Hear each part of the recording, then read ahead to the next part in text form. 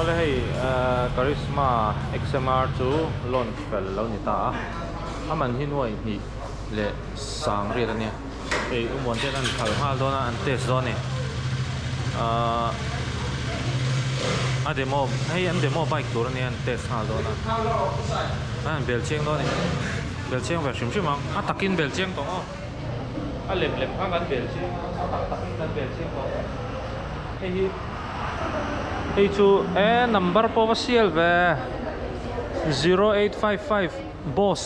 a number hi hey boss ki khal don mi hi XMR chu ni ta ma se hi a showroom a nei tu ten mo chuan hey chu hey anh lo po hi a number plate om na po a thon ri mai meta chuan Apollo a vua vek to boka taira hian anung le ma vua to chuan hei ataka ka be se ain aron tet de sheta ti me ang a body shape hi ka karin ain aron te de oni chu berana chuan I khaldon mi boss hei boss na khaldona an khalchin te se aron le huna kan bel cheng le don ni ai me khop mai chuan test well done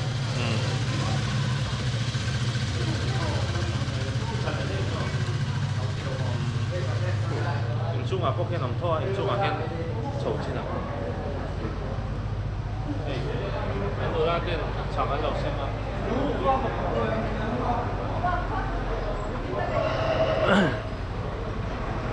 mà khởi liệu sập sập á thì adum mania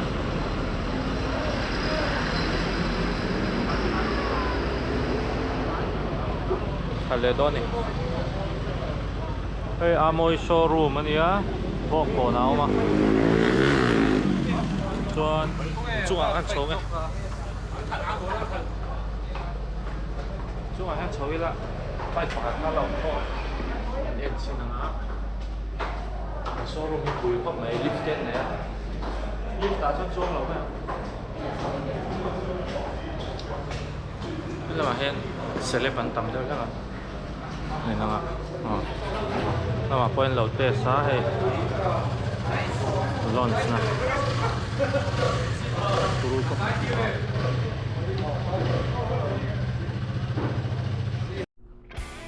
thir tu te in shit thiam na karon nge na ka sound hi alo chiang lawa chuwang chuan karon voice up mai don ni ole he bike hi Karisma XMR chu ania launch anita nizan khan chuan he bike hi amoi khome design kan mu chuan in he bike look shim hi kan mu dan chuan ama Karisma ne kha chuan nai lang ta lo hle maya sports bike design aron pol tama ma zoka ama Karisma chuak ka chu ni tina han mana intina na ke ma te po lo lian ta i kong sia te po an man thei tur develop lopa siam dual purpose ma zoka amai ro chu tu ni chu ake po hi anung le ma 17 ron mang to chuan a gearbox hi 6 speed aron ni aron changka ngai mem to Karisma ma sanen phe ka chuan han te khin don phei chuan in thak na hi tam tak om to ni chuan kan khal china he bike hi kai mana ka feel chu a bike hi ni tin po khopui traffic zam kara po khal tura duan deuh nin ka hria commuter an tiang hi achan chu khal hi a hriam lo em a handlebar po hi clip on hi anon hmangna amai ro chu patling tan pon khal hriam lo tur han kun duk ngai ang chi kha ani lo chuwang chuan a khal hi anuam em a rpm niam lama hian rpm 4000 5000 china hian khal anuam em a smooth nuam em mai boka chuan helai hian in hemi a switch vela hian hei changkang deuhin thil aron awma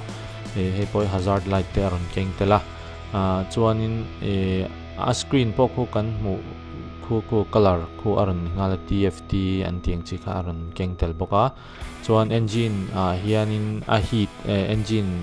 sale salo kha indicator aron om tel bokani hemi led hianin chi hrang hrang kha aron awma hei average speed ti te petrol imanzat mileage ti te trip meter te ron awma chuan navigation hi aron nom dona ma se engtin nge aman dan tak tur hi kala chiang bik lawa chuan USB port aron keng tel boka mobile charge nan thakha tangkai le don bok ani chuan a bike hi kan han khal chin vela keimana a tha ka ti lai le thalo ka ti lai hi a om ve chu chu frank deuhin karon soyanga chuan a bike hi kan han khal khanin ke anon chom ti ra hi ka du thu sam lo lek leka a chan chu corner a khanin duain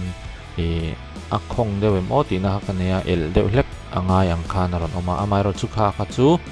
kan lo du tui ve to bok nen khang kha chu karon soi se me a ke ta chu thil thla khar po ani chuang lo we chuan a right quality shima chuan hemi hero line up chuan a premium khopa engine in chuai ri po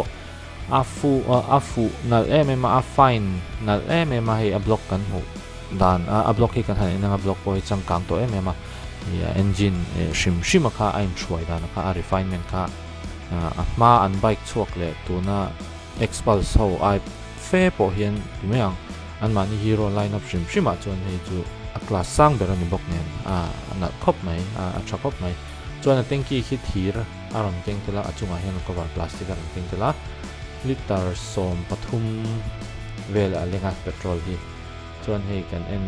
chuan amoi khop mai alloy design te po moi khop mai a ken nung le ma 17 ve aron manga zipper aron manga mrf zipper chuan a seat po so thuta nuam a dub nuama a hnung po pillion rider tan pon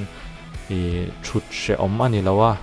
enge khongang kha aron ni lawa ni thuta nuam a ma ko te an thut po hianin khi handlebar kan hmu chuan a handlebar khi aron sang chhota khopui chunga khal she omin om lo kun duk angai lo ni chu kha a bike quality tha khati ve na ani overall experience chuan he bike thatak ania he bike hi in belchiang do ni chuan nangma ni nge na taka a mona showroom a son test ride tur oma moi hero bong ko 90 lai pon test ride thei ti khakaron soitel duwa chuan khi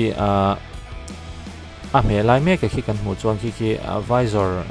up down na ni ta touring nan khan visor kha kan me khan po chawlo ngai kha a po chaw thei ni ti khakaron soitel du ani